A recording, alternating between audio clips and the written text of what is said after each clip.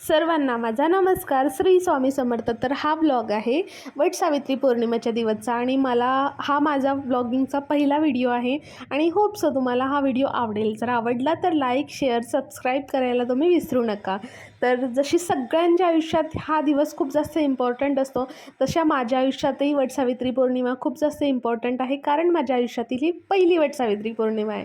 मग मी सकाळी लवकर उठले, छान छान आवरलं, टिफिन गेला, हे ऑफिसला गेले. त्यानंतर मी लागली उंबरठा पूजन करायला, कारण मला खूप जास्त आवडतं उंबरठा सजवायला. सो मी रांगोळी वगैरे काढून घेतली आणि माझा उंबरठा इतका छान दिसत होता ना, सजलेला सवरलेला, मला खूप जास्त आवडतो. मी आधी पूजा केली, उंबरठा लिफ्ट पण केलं आणि त्यानंतर रांगोळी वगैरे काढून घेतली. मग नंतर तुळशीकडे वळले, तुळशीजवळ छान रांगोळी काढली, तुळशीची पूजा वगैरे करून घेतली. एक वेगळीच एनर्जी माझ्यामध्ये होती. उपवास जरी होता तरी माझ्यामध्ये खूप जास्त पॉझिटिव्ह एनर्जी आणि सगळं काही प्रसन्न प्रसन्न वाटत होतं. मी पूजा वगैरे करून घेतली. त्यानंतर मी वळली माझ्या देवाच्या पूजासाठी आणि इथे मी जे सांगत होती ते म्हणजे 11 वाजले होते आणि मला ब्लॉग सुरू करायचा होता सकाळी 6 वाजता, पण ते मला घाईघाईमध्ये पॉसिबल झालं नाही, कारण कामाची खूप जास्त गडबड होती.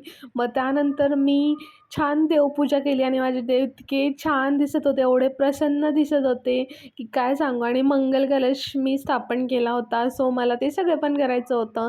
छान असं दरवळत होता वास धूप, दीप आणि सगळं काही खूप जास्त फ्रेश छान वाटत होतं.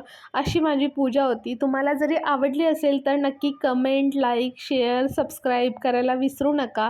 हा माझा पहिला ब्लॉग आहे. मला सपोर्ट करा, माझ्या चॅनलला सबस्क्राईब करा आणि ब्लॉग बघत राहा. त्यानंतर मी गुलगुले बनवायला घेतले, कारण आमच्यामध्ये रिच्युअल आहे की साजूक तुपातले गुलगुले बनवत असतात नैवेद्यासाठी.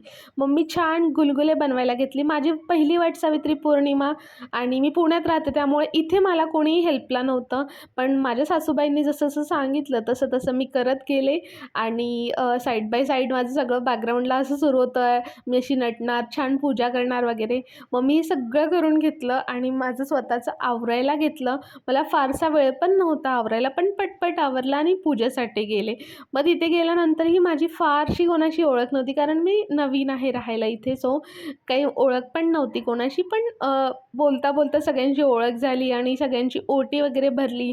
पहिली वट सावित्री पौर्णिमा, मला काही जास्त आयडिया पण नव्हती, पण एक व्हिडिओ बघितला होता आणि तशीच मी पूजा करत गेली. सासूबाईंनी काही गोष्टी सांगितल्या होत्या, तशा प्रकारे मी पूजा वगैरे करत गेली आणि खूप जास्त छान प्रसन्न असं वाटत होतं आणि एक्सायटेड होती मी या दिवसासाठी खूप जास्त. सो मी छान पूजा वगैरे केली, ओटी भरली, बायकांशी बोलली वगैरे आणि नंतर फोटोज वगैरे खूप जास्त तिथे क्लिक केले आणि संध्याकाळचा बेत होता. आलूची भाजी वगैरे ते सगळं केलं, जेवण केलं. व्हिडिओ आवडला असेल तर सबस्क्राईब करा.